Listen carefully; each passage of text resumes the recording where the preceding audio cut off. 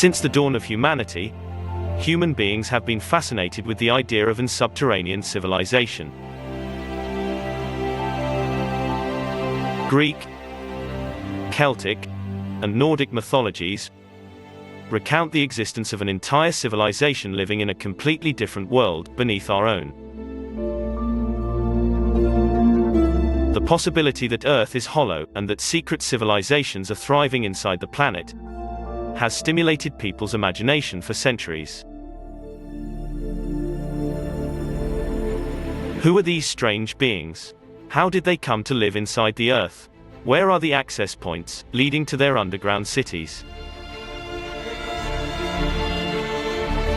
Many explorers have searched for these entrances, and some have managed to enter the hollow Earth.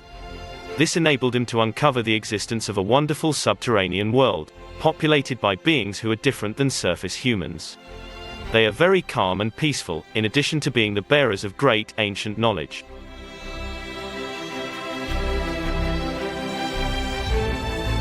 Thus, intrepid and brave men ventured and traveled to the North and South Poles, with the intention of being the first to discover and conquer those icy areas of the planet. Among them was Admiral Robert Peary, as well as Dr. Frederick Cook, both North Americans, who in 1908 and 1909 respectively, claimed to have discovered the North Pole. And although his findings were not entirely convincing, U.S. Admiral Peary's own Eskimo guides believed that he was on an expedition to find the great people of the North, from whom they were descended.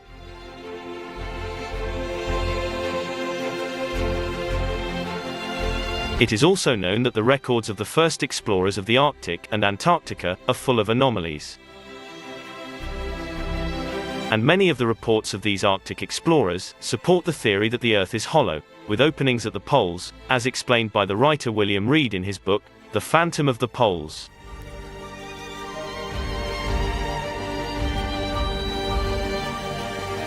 There is also the case of Norwegian fisherman, Olaf Jansen, who in 1829, together with his father, managed to penetrate the unknown lands of the North Pole. According to the American writer Willis George Emerson, Jansen bequeathed him a manuscript and several maps of his polar adventure shortly before he died. This manuscript claimed that giants, aged between 400 to 800 years old, inhabited that intraterrestrial cavity. Additionally, the Norwegian, Roald Amundsen, who led the first expedition to reach the South Pole, disappeared on June 18, 1928, while flying over the Arctic Ocean, in search of some companions.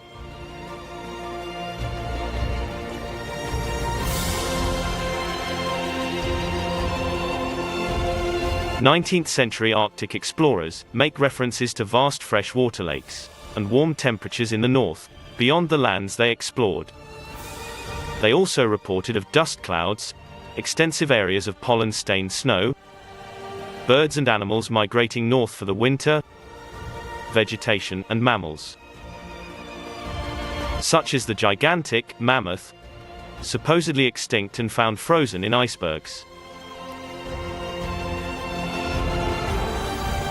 Although censored in its time, the most famous example of hollow Earth exploration and discovery is that of American explorer, aviator, and Rear Admiral Richard E. Byrd, who recounts flying across the South Pole and entering into what he believed to be the pole's interior.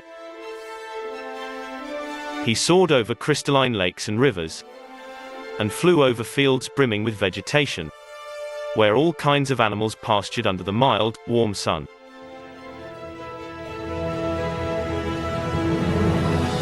His experience is considered one of the most mysterious expeditions in history, yet it is also the most highly censored. He describes penetrating one of the poles, in the following terms: that enchanted continent in the sky, land of everlasting mystery. Rear Admiral Richard E. Byrd was a distinguished aviator and polar exploration pioneer. He flew over the North Pole on the 9th of May 1926, and would direct numerous expeditions to Antarctica, including a flight over the South Pole, on the 29th of November 1929. In 1947, he was flying over the North Pole during one of his expeditions, and had reached the center of the Arctic when he found himself involved in a strange event. During his fourth expedition, he would write of these experiences in his log, and, according to his account, it is possible he accessed some kind of interdimensional portal. The Rear Admiral's diary begins as follows. I must write this diary in secrecy and obscurity. It concerns my Arctic flight of the 19th day of February in the year 1947. There comes a time when the rationality of men must fade into insignificance, and one must accept the inevitability of the truth. I am not at liberty to disclose the following documentation. Perhaps it shall never see the light, but I must do my duty and record it here for all to read one day. In a world of greed and exploitation of certain members of mankind, one can no longer suppress that which is truth.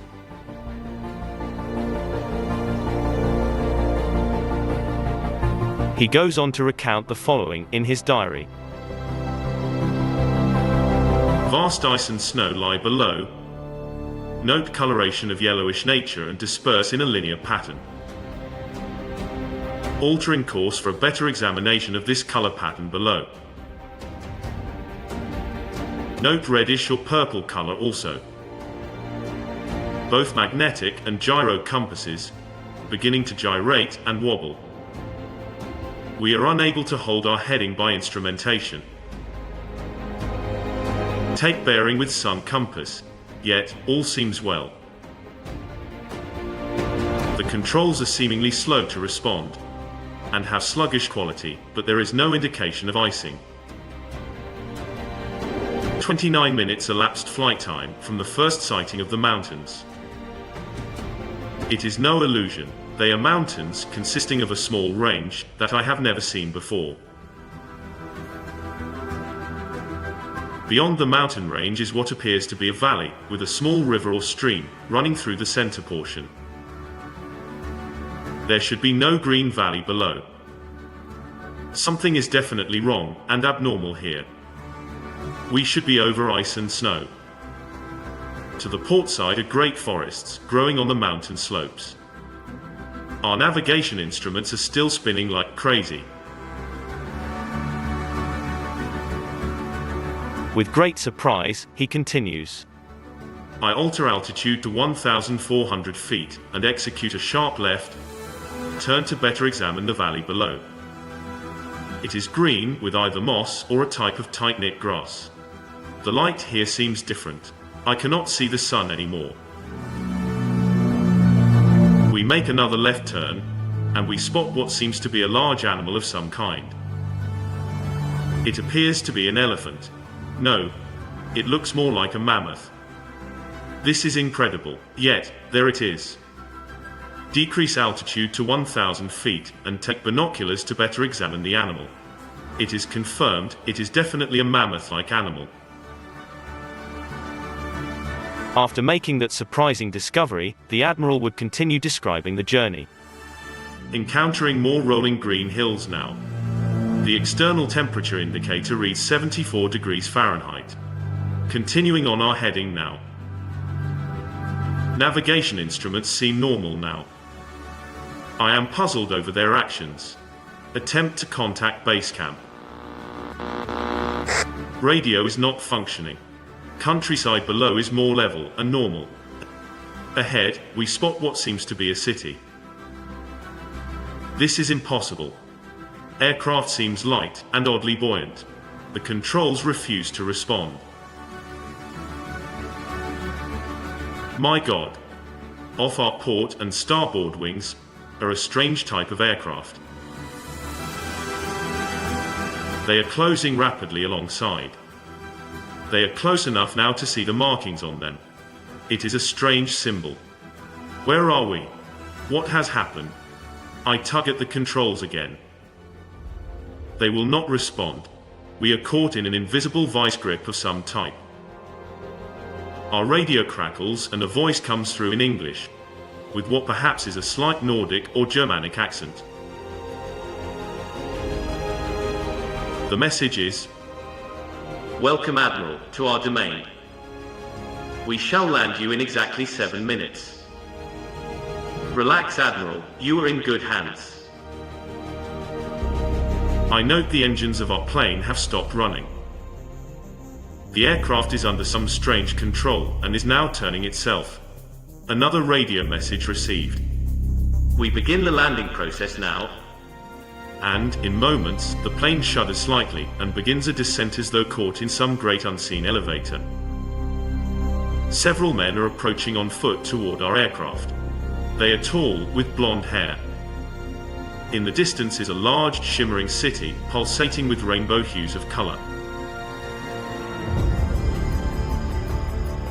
I do not know what is going to happen now, but I see no signs of weapons on those approaching. I hear now a voice ordering me, by name, to open the cargo door.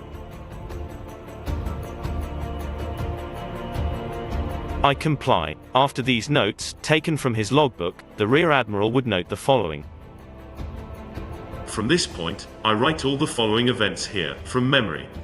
It defies the imagination and would seem all but madness if it had not happened. The radioman and I are taken from the aircraft, and we are received in a most cordial manner.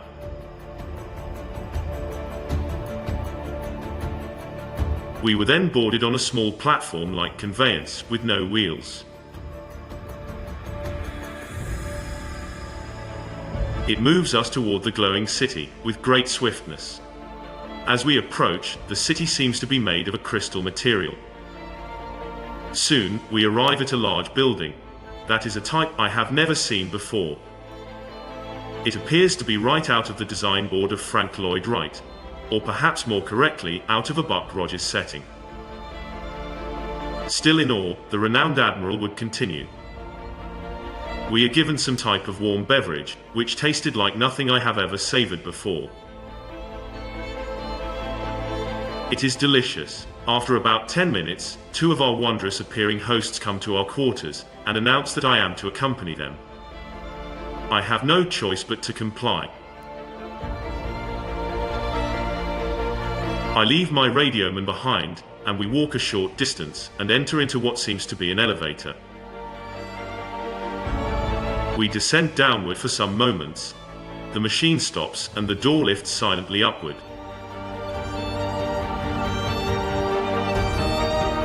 We then proceed down a long hallway that is lit by a rose-colored light that seems to be emanating from the very walls themselves. One of the beings motions for us to stop before a great door.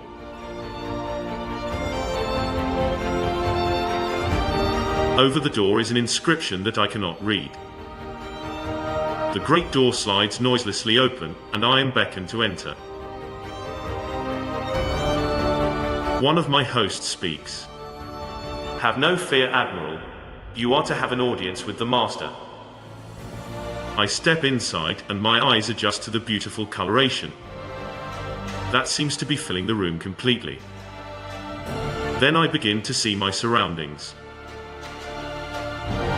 What greeted my eyes is the most beautiful sight of my entire existence. It is, in fact, too beautiful and wondrous to describe. It is exquisite and delicate. I do not think there exists a human term that can describe it in any detail with justice. My thoughts are interrupted, in a cordial manner, by a warm, rich voice of melodious quality. I bid you welcome to our domain, Admiral.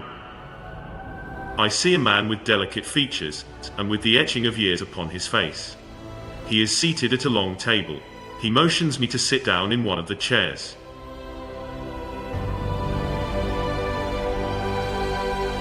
The Admiral is attentive to everything that is happening, and his account continues. After I am seated, he places his fingertips together and smiles. He speaks softly again, and conveys the following. We have let you enter here because you are of noble character and well known on the surface world, Admiral. Surface world? I half gasp under my breath. Yes. The Master replies with a smile. You are in the domain of the Ariane, the inner world of the Earth. We shall not long delay your mission, and you will be safely escorted back to the surface and for a distance beyond.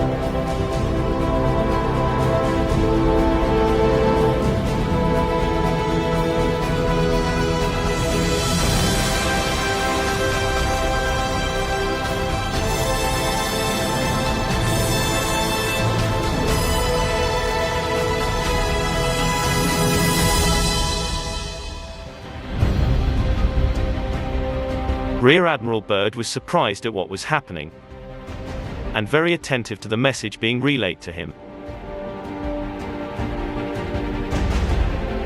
The Master continued speaking. But now, Admiral, I shall tell you why you have been summoned here. Our interest rightly begins just after your race exploded the first atomic bombs over Hiroshima and Nagasaki, Japan. It was at that alarming time we sent our flying machines, the Flugelrads, to your surface world to investigate what your race had done. That is, of course, past history now, Admiral, but I must continue on. You see, we have never interfered before in your race's wars and barbarity, but now we must, for you have learned to tamper with a certain power that is not for man, namely that of atomic energy.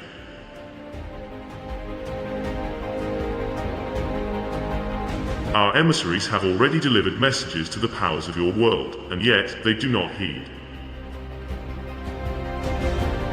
Now you have been chosen to be witness here that our world does exist. You see, our culture and science is many thousands of years beyond your race, Admiral. I interrupted. But what does this have to do with me, sir? The Master's eyes seemed to penetrate deeply into my mind, and after studying me for a few moments he replied. Your race has now reached the point of no return, for there are those among you who would destroy your very world, rather than relinquish their power as they know it. I nodded, and the Master continued. In 1945 and afterwards, we tried to contact your race, but our efforts were met with hostility. Our Flugelrads were fired upon. Yes, even pursued with malice and animosity by your fighter planes.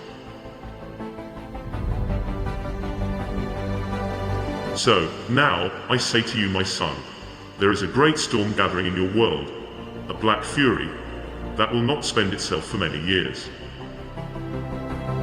There will be no answer in your arms. There will be no safety in your science. It may rage on until every flower of your culture is trampled, and all human things are leveled in vast chaos. Your recent war was only a prelude of what is yet to come for your race. We here see it more clearly with each hour.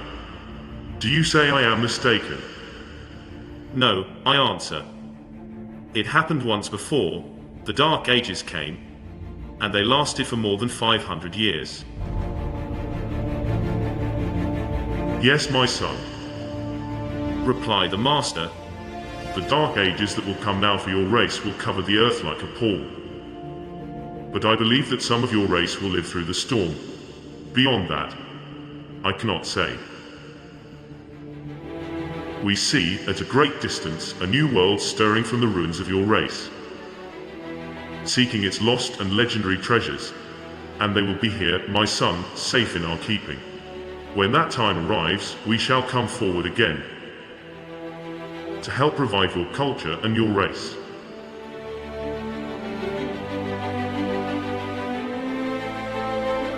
Perhaps by then, you will have learned the futility of war and its strife, and after that time, a certain part of your culture and science will be returned, for your race to begin anew. You, my son, are to return to the surface world with this message.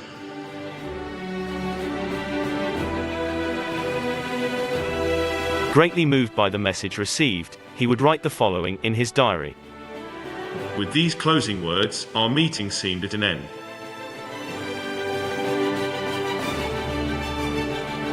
I stood for a moment, as in a dream, but yet, I knew this was reality, and, for some strange reason, I bowed slightly, either out of respect or humility, I do not know which.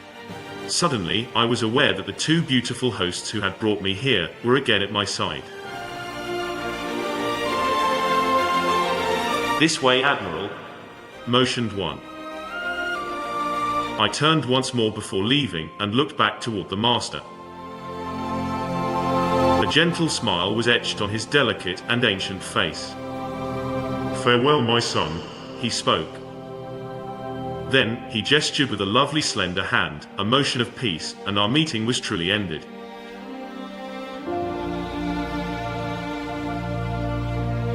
Quickly, we walked back through the great door of the master's chamber, and once again entered into the elevator. The door slid silently downward, and we were at once going upward. One of my hosts spoke again. "We must now make haste, Admiral, as the Master desires to delay you no longer on your scheduled timetable, and you must return with his message to your race." I said nothing. All of this was almost beyond belief, and once again, my thoughts were interrupted as we stopped. I entered the room and was again with my radioman. He had an anxious expression on his face. As I approached, I said, "It's all right, Howie. It is all right." The two beings motioned us toward the awaiting conveyance. We boarded and soon arrived back at the aircraft.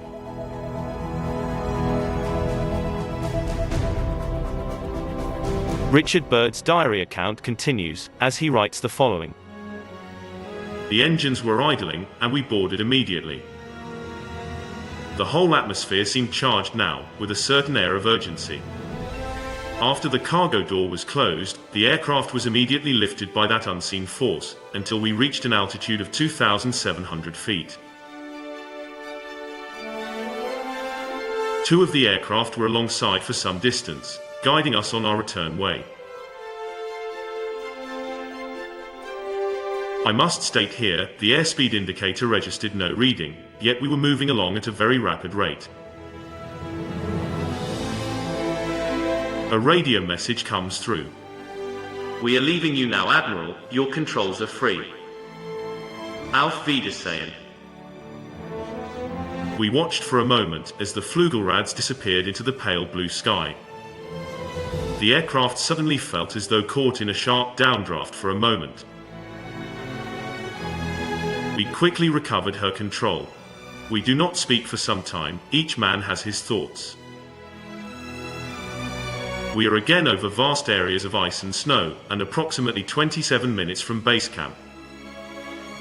We radio them, they respond. We report all conditions normal. Base camp expresses relief at our re-established contact. We land smoothly at base camp. I have a mission. The next passage in Byrd's diary was written sometime after this extraordinary experience. The 11th of March 1947. I have just attended a staff meeting at the Pentagon. I have stated fully my discovery and the message from the Master. All is duly recorded. The President has been advised. I am now detained for several hours, 6 hours, 39 minutes to be exact. I am interviewed intently by top security forces and a medical team. It was an ordeal. I am placed under strict control via the national security provisions of the United States of America. I am reminded that I am a military man, and I must obey orders. It was hard for him to follow such a difficult order.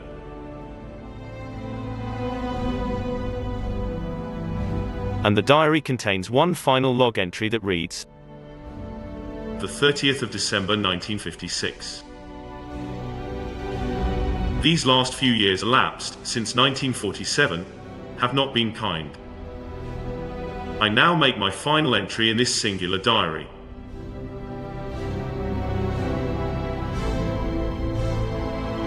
In closing, I must state that I have faithfully kept this matter secret, as directed all these years.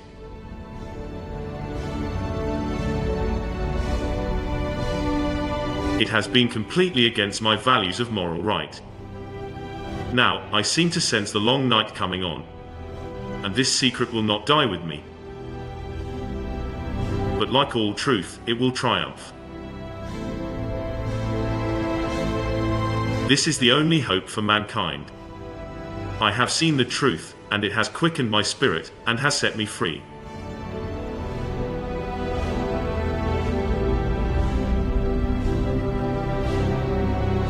I have done my duty toward the monstrous military-industrial complex. Now, the long night begins to approach, but there shall be no end. Just as the long night of the Arctic ends, the brilliant sunshine of truth shall come again, and those who are of darkness shall fall in its light. For I have seen that land beyond the pole, that center of the great unknown.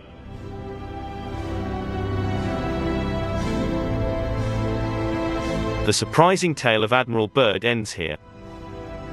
Many people remember the exciting press statements that followed Byrd's expeditions, announcing the discovery of new lands, while being hailed across the country as a true hero.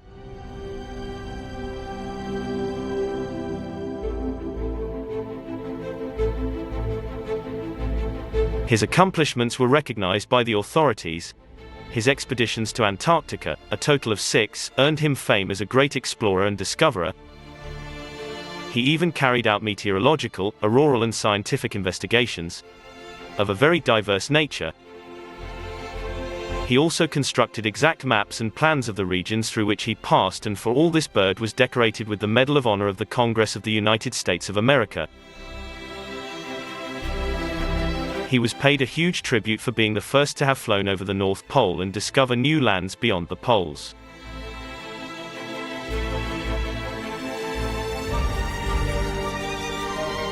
However, after his statements, all the accolades, fame and his notoriety quickly faded. The media stopped talking about Byrd and his wonderland, and the people forgot all about him. Why did this happen? Did Byrd really discover a civilization more advanced than our own, in another dimension, or parallel universe? Why did they turn their back on him after his incredible discovery? Let's not forget that this has happened with many other explorers, scientists, researchers, doctors, who have made revolutionary discoveries, many of them for the good of humanity and its progress, but who have nevertheless been silenced and forgotten, and their discoveries destroyed and hidden so that they cannot benefit people in general.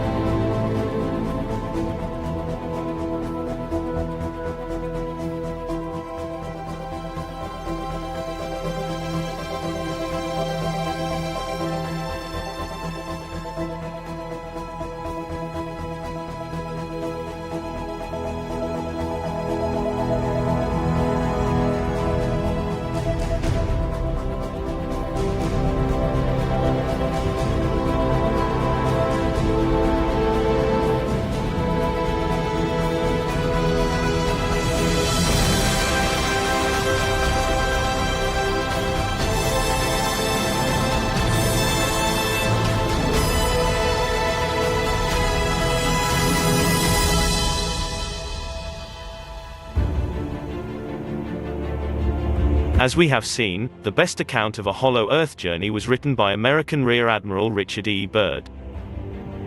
But his exciting discovery was immediately censored and silenced by the quote-unquote usual suspects to keep us in ignorance and darkness. But the truth has come to light.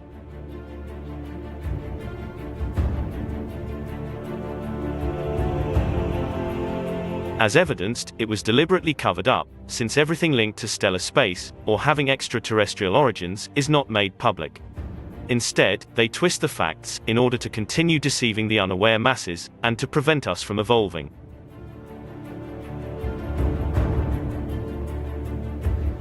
However, a growing number of people are experiencing an awakening, since they no longer believe the scam, or give credence to the vile farce, supported by these perpetrators, who fear we will discover the wonders of our planet, and consequently, stop idealizing them, and their deceptive technologies.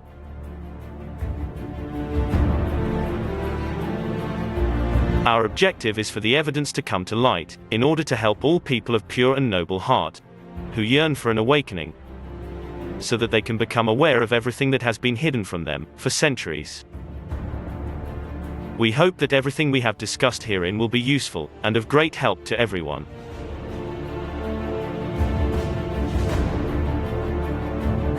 Undoubtedly, evidence points to the existence of highly evolved beings, with advanced technology, who are living in peace and harmony inside planet Earth. In this case, they have made their presence known, though the well-known, widely esteemed Admiral Byrd. On other occasions, they have done so via renowned public figures, scientists, farmers, simple and noble individuals, who have been contacted in different eras throughout history, and the response is always the same: to invalidate and discredit their evidence, and to portray them to the world as crazy. However, the truth is that there are beings of intraterrestrial origins, and extraterrestrials, on other occasions, are masters guided by infinite love. They warn us of the dangers we are facing, cautioning us about the consequences of our actions, and how what we do can affect our lovely planet, which is our home and theirs, in addition to impacting other worlds and dimensions.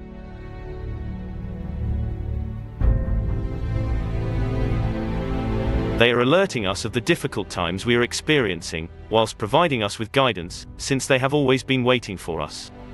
These are superior beings who, just like true brothers and sisters of a cosmic fraternity, are watching over and taking care of human beings, to help us with our delayed evolution. We are talking about high-frequency beings with an awakened consciousness, who are working from the interior of the Earth in silence, with all their love and wisdom.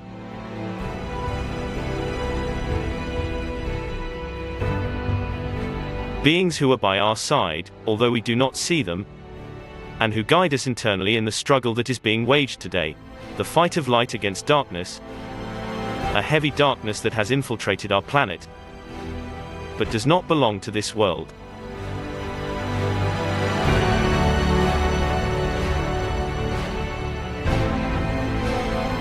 Beings of light that give us hope that we are not alone in this battle, and that a future of light awaits us. Indeed, despite current difficulties and the harm being caused, when the chaos that plagues us through falsehood and hypocrisy against humanity has passed and darkness is defeated, we will cross over to the other side, and there will be a new world dawning, a golden age of light, which will transform the Earth into a paradise, where humankind can live in harmony and eternal happiness.